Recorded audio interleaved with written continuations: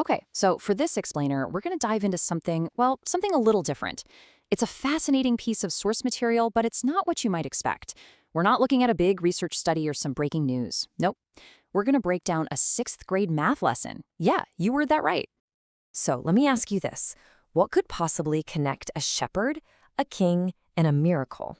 It really does sound like the setup for a joke or a riddle, doesn't it? I mean, these three things feel like they're from totally different worlds. But the source material we're looking at, it ties them all together with one single, really surprising thread. And there's your answer, a sixth grade math lesson. That's the link. And this is exactly what makes this source material so interesting to dig into.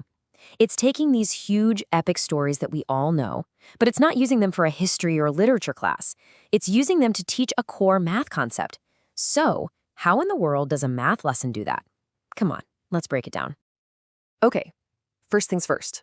Before we can even get to the cool stories, we have to get our heads around the one simple rule that this whole lesson is built on.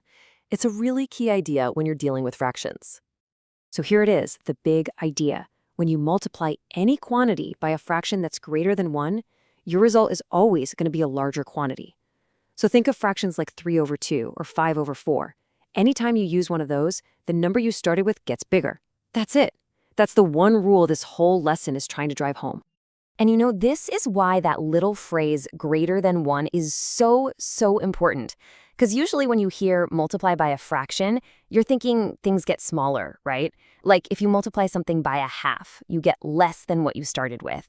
But, and this is the key, the second that top number of the fraction, the numerator, gets bigger than the bottom number, well, everything flips. It just flips the script completely. You're not shrinking the number anymore, you're actually making it grow. All right, so we've got the math principle down. Now for the fun part. Let's see exactly how this lesson uses those stories we talked about to bring this kind of abstract rule to life. So our first example, we've got David, the shepherd. He's starting out with 5 stones.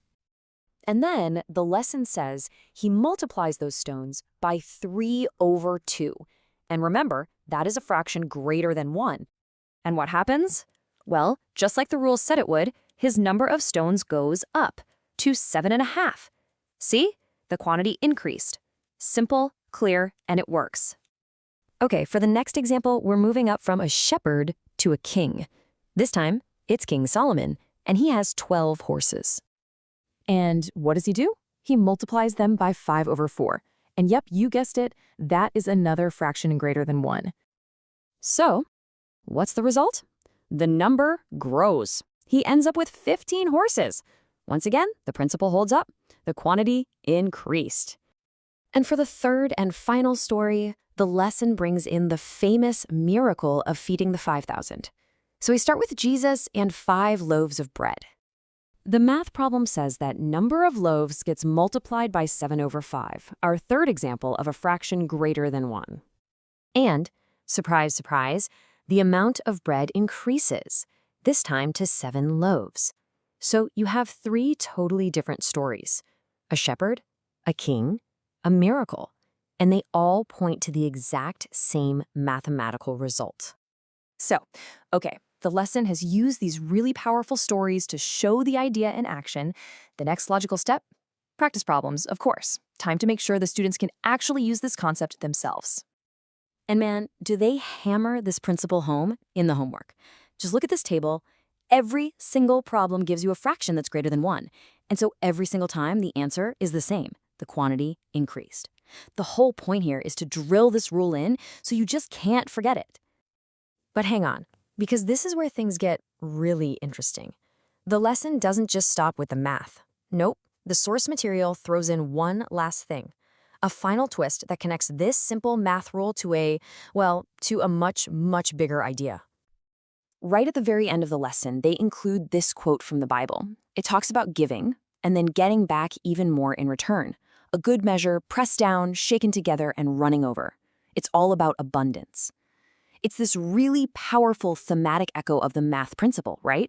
It takes this idea of multiplication and growth and links it directly to a moral idea about generosity. And that really leaves us with a pretty deep question about how we teach and how we learn.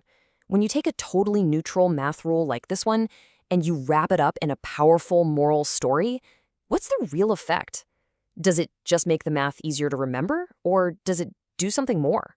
Does it maybe subtly teach that the rule itself, this idea of increase and multiplication, is somehow an inherently good thing? It really makes you think. What else is being taught here, right alongside the numbers?